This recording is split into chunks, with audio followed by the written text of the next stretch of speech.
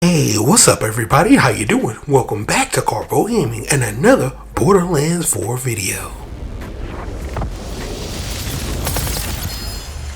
Another one. That's right, we're back at it again, and today I'm going to show you how you can get the Star Helix legendary weapon. You know what to do. Let's go! You want to get the Star Helix? You're going to have to farm the Timekeeper. And the Timekeeper is one of the final bosses over here. You need to come straight over here to mid-map to the Terminus District, Upper District, to the fast travel system. From here, then we're going to make our way all the way through the Upper Dominion to the final boss. Now, it is going to take us a couple minutes to get over there, right? So I will chime in once we get over to the boss. Once again, enjoy.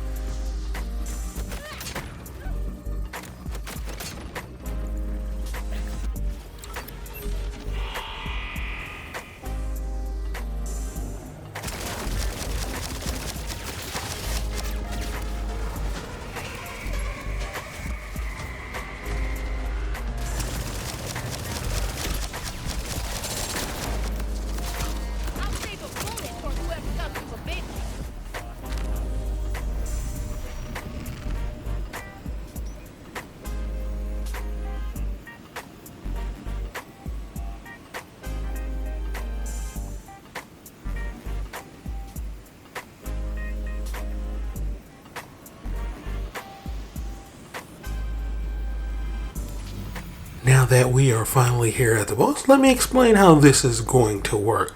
Now, the boss is just one of those bosses that is just time consuming. Even if you had the songbird and you can one-shot it, it's still just going to take time. Just because of the different damage phases that it do.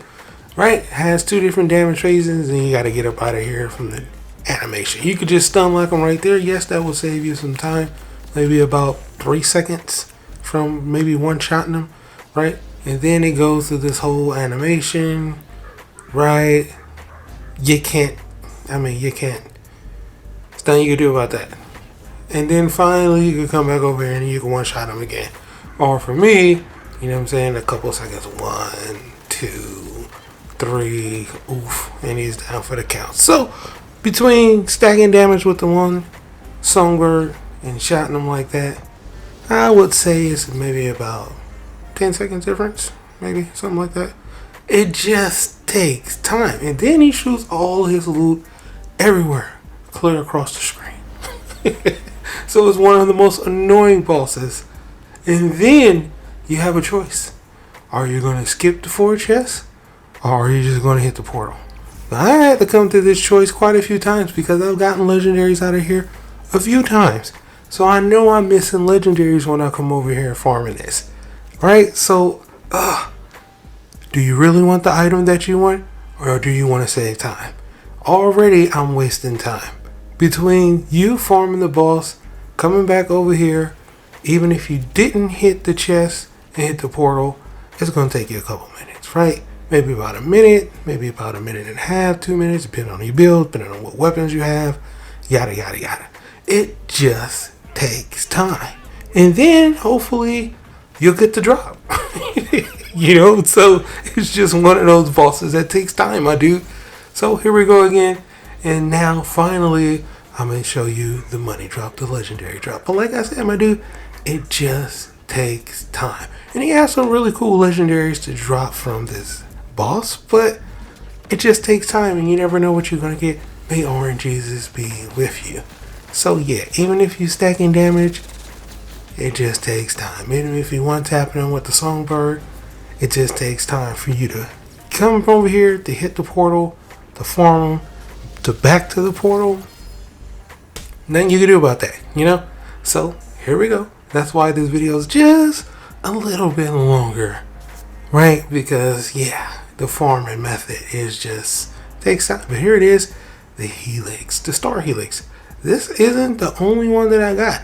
As you can see, that one was a cool version, right? It comes like a little bit of damage, but the next version I'm gonna show you is so much better, and that's the one we're gonna be previewing. Now, once again, like I said, if you get up out of here and you miss these chests, you might miss some legendaries. Like I said, I know. I end up coming over here and I get torn in between opening up chests. I'll be running by and I'm like, yeah, all right, let me just open up one. And then I open up two and then I'm like, no, I need to save time. You know, and then sometimes I'll just come and I'll just hit the portal like 3 times and I'll be looking at the chest like, oh shit, you know, because I know you can get legendaries out of them. I know. That's why I wanted to show you that. Now, here we go again. This time, I want to show you the Star Helix version, but the better version. Now, this version that I got right here is totally different from the other version. Now, I get a lot of different weapons, right?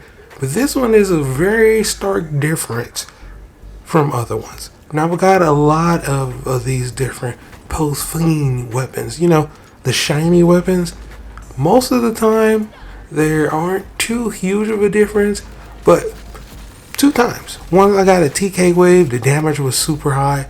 In this version, the damage was super high. I know they're not supposed to be damage, supposed to be more than other versions, but I mean, I'm going to show you 2 different versions, and the damage is significantly different. So, if you got a regular Star Helix and you're telling me that your regular Star Helix don't melt, I get you, because this one is totally different. Alright, now this Star Helix right here, look at the damage. 8,000 on the DPS. This one, 6,000. Both level 50.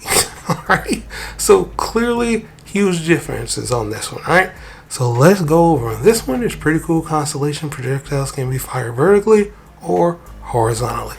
That's it. But you also have a Hyperion shield, and damage to that can significantly boost up your damage. Here it is in action, horizontally and vertically, so as the shooting is concerned. Now, I decided to do some testing, and I'm going to come right back over in here into the boss and test it out. Why not? He's one of the tougher bosses, right? So here we go. Pop down my ability, and it's just ripping right through him. So yeah, GG's, my dude.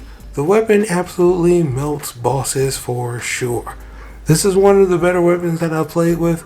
And it's a whole lot of fun too. It's not, you know, going to do crazy amounts of damage like other weapons, but it's right on the fringe of being like, you know, almost me saying it's not melting bosses like other weapons. But this one definitely melt bosses for sure. Took a little bit of extra, you know, right there. The regular damage is just decent, but once I pop my Harlow ability, yes, the damage was good. So hopefully with your build, you can get the same amount of damage, especially after the update. So boom, there you have it. That is how you're going to get the Star Helix, and that's how good it is. It definitely melted bosses for me, for sure. But for right now, that's pretty much it for the video. Hope you truly enjoyed it. Now, as always, if you're new to the channel, how you doing? Welcome. Don't forget to subscribe. Right here at Karpo upload a wide variety of videos ranging from updates, tips and tricks, guides and news, and a whole lot more. So once again, thanks for watching, and as always, I'll be seeing y'all in the next one. Later.